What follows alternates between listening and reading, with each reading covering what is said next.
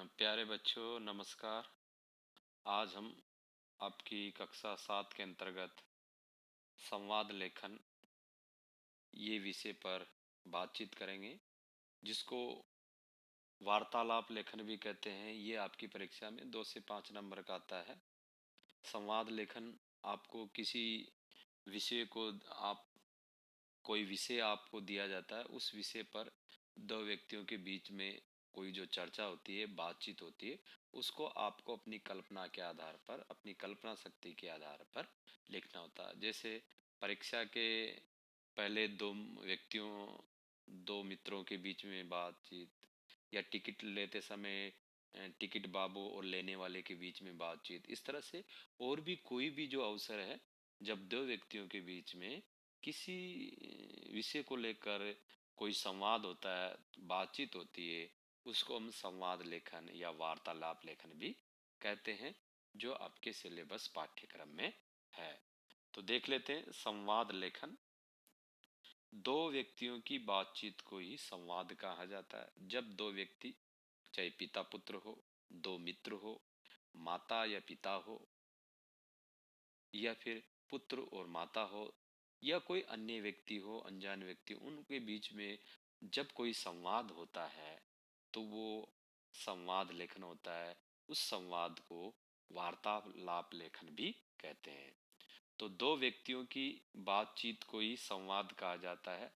परीक्षा में किसी विषय पर कोई भी एक टॉपिक दिया जाता है, किसी विषय पर दो व्यक्तियों की बातचीत को संवाद के रूप में लिखने के लिए कहा जाता है। कोई भी एक टॉपिक हो, जैसे परीक्षा आरंभ होने से पहले दो मित्रों के बीच में बातचीत हुई, तो परीक्षा आरंभ होने से पहले दो व्यक्तियों के मित्रों के बीच में क्या बातचीत होगी।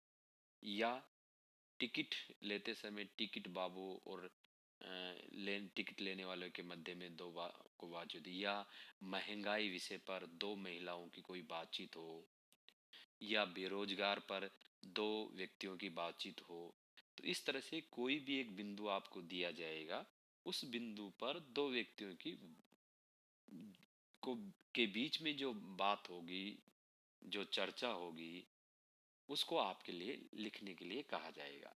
संवाद लिखते समय हमें निम्नलिखित बातों को ध्यान में रखना चाहिए कि संवाद, बातचीत, जब हम दो व्यक्ति आपस में बातचीत करते हैं तो किस तरह से करते हैं, उसको किस तरह से लिखना चाहिए, वो इसमें हमें सावधानी रखनी चाहिए। क्या सावधानी रखनी चाहिए? सबसे पहले हम देख लेते हैं कि संवाद संक्षिप्त हो, छोटा हो, ज़्यादा बड़े नहीं होने चाहिए। सबसे पहले हमको शुरुआत संबोधन से करनी चाहिए, हाय हेलो कैसे हैं। तो संवाद संक्षिप्त होना चाहिए, सरल होना चाहिए, कठिन भाषा में नहीं होना, और सार भी होना चाहिए। यानी कि जो विषय है, जिस विषय पर हम बात कर रहे हैं, उस विषय से संबंधित होना चाहिए। संवादों की भाषा एकदम सरल और पात्र अनुकूल होनी चाहिए। कौन सा पात्र है, भाई लड़का है, लड़की है, माता है, पिता है, वो किस भूमिका में है, उस भूमिका के अनुसार उसकी बातचीत, उसके शब्दों का चयन होना चाहिए। संवादों में क्रमबद्धता हो का ध्यान रखना चाहिए कि संवाद क्रम से होना चाहिए। पहले एक व्यक्ति बोले, उसके संबंध में उससे मिला जुला उसके जवाब में दूसरा आपको जवाब देना, दूसरे व्यक्ति को जवाब देना चाहिए, और वो उससे संबंध हो। ऐसा ना हो कि वो महंगाई के बारे में आपसे बातचीत कर रहा है और आप बेरोजगारी के बारे में उसको जवाब दे रहे हैं। तो ये संवादों में क्रमबद्धता होनी चाहिए, अर्थात एक पात्र का संवाद दूसरे संवाद से परस्पर जुड़ा होना चाहिए, दोनों का एक विषय से संबंध होना चाहिए।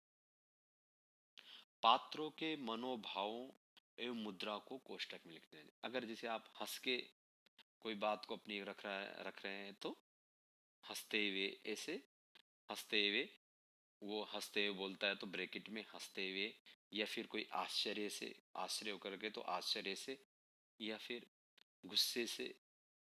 तो इस तरह से ये जो मनोभाव है कि हंसते हुए, तो हंसते हुए को ब्रैकेट में लिखना चाहिए। अगर आप आश्चर्य से कोई बात प्रकट कर रहे हैं, तो अरे ये क्या हो गया, तो उसको ब्रैकेट में आश्चर्य शब्द लिखना चाहिए।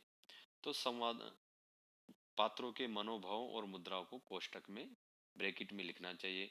संवादों में भाव अनुसार विराम चिन्हों का प्रयोग भी करना चाहिए। कहाँ रुकना है, कहाँ थोड़ा रुकना है, ज्यादा रुक गया, प्रश्न पूछना है तो प्रश्नवाचक आप क्या कर रहे हैं, आपको क्या चाहिए, तो उस हिसाब से प्रश्नवाचक चिन्ह का भी प्रयोग करना चाहिए। जैसे पिता और पुत्र के बीच में किसी विषय को लेकर के बातचीत हो रही है, तो उसको हम देख लेते हैं। ओजस्व पिता, बच्चा ओजस्व है। पिताजी, मुझे अपने दोस्तों के साथ मॉल जाना है। नहीं ओजस, तुम अपने दोस्तों के साथ रहकर घुमक्कड़ होते जा रहे हो। तुमने पढ़ना लिखना तो बिल्कुल ही छोड़ दिया है। नहीं पिताजी, अब मैं पढ़ेगा वादा करता हूँ, पढ़ूंगा वादा करता हूँ। पिताजी, बेटे ऐसे वादे तो रोज करते हो आप।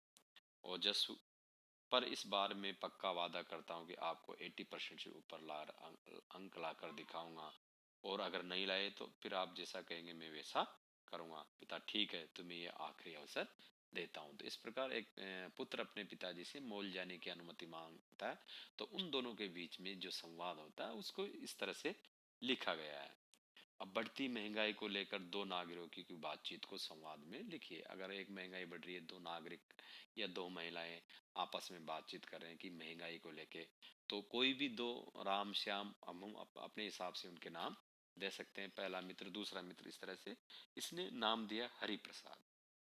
हरि प्रसाद, अरे पंकज, क्या लाए हो बाजार से? पंकज जी, अंकल ज्यादा कुछ नहीं, बस थोड़ी सी दाल और चावल ही लाया हूँ। अब इस बढ़ती महंगाई ने तो सबका हाथ ही तंग कर दिया है पंकज। कुछ न पूछे, सब चीजों के दाम आसमान को छू रहे हैं। कोई भी चीज सस्ती नहीं है।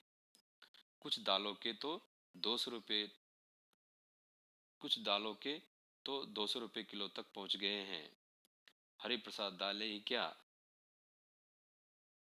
क्या, सभी चीजें इतनी महंगी हो गई कि वे आम आदमी की पहुंच से बाहर होती जा रही है।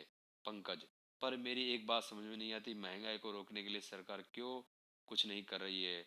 अरे भैया, मुझे तो लगता है दाल में कुछ काला है, वरना सरकार चाहे तो कुछ नहीं कर सकती। महंगाई के खिलाफ कानून बना सकती है, चीजों के दाम तय कर सकती है। ये नहीं, उचित दाम से अधिक मूल्य वसूलने वालों को धरपकड़ भी कर सकती है। हरि प्रसाद, हाँ सरकार आप कुछ न कुछ बयान अवश्य देती है, कभी वादे करती है, कभी योजनाएं बनाती है, पर न तो ये वादे कभी पूरे होते हैं, नहीं योजनाएं। पंकज, आश्चर्य की बात यह है कि विपक्षी पार्टियां भी सरकार पर दबाव डालने के लिए कुछ नहीं कर रही। तो इस प्रकार दो मित्रों के बीच में, दो लोगों के बीच में महंगाई को लेकर इस तरह से संवाद हो रहा है। माँ और बच्चे के बीच में संवाद। बबीत, माँ मुझे बहुत भूख लगी है, आप डोनाल्ड का बर्गर मंगा दो। माँ, बबीत, कल तुमने पिज्जा खाया था और सुबह मैगी, तुम्हें कितनी बार समझाया है कि ये कूड़ा था, जंक फूड, इसे नहीं खाना चाहिए। माँ, पीजी तो कल अक्षत के जन्मदिन की पार्टी में खाया था, और मैगी भैया ने बनाई थी। पर माँ कहती है, पर गया तो दूसरे पेट में ना, नुकसान तो तुम्हारा हुआ ना, जानते हो ये सब चीजें दिल को तो कमजोर करती है, साथ ही शरीर को मोटा करती है, न जाने कितनी बीमारियों को जन्म देते। तुम अपने शरीर को ऐसा करना चाहोगे? बबी, सॉरी माँ, अब मैं जंक फूड नहीं, केवल हरी सब्जियां खाऊंगा। माँ, शाबाश मेरा अक्लमंद बेटा। तो इस तरह से और भी किसी विषय पर संवाद लेखन, दो व्यक्तियों के बीच में, दो मित्रों के बीच में, पिता और पुत्र के बीच में, माता या पुत्र के बीच में, या भाई बहनों के बीच में, या किसी अन्य व्यक्तियों के बीच में, किसी विषय को लेकर जो बातचीत होती है उसको हम संवाद लेखन कहते हैं या वार्तालाप लेखन कहते हैं। इससे आपको बार बार अगर आप प्रैक्टिस करेंगे, जितना पढ़ेंगे, तो ये संवाद लेखन का आपका अभ्यास हो जाएगा। धन्यवाद।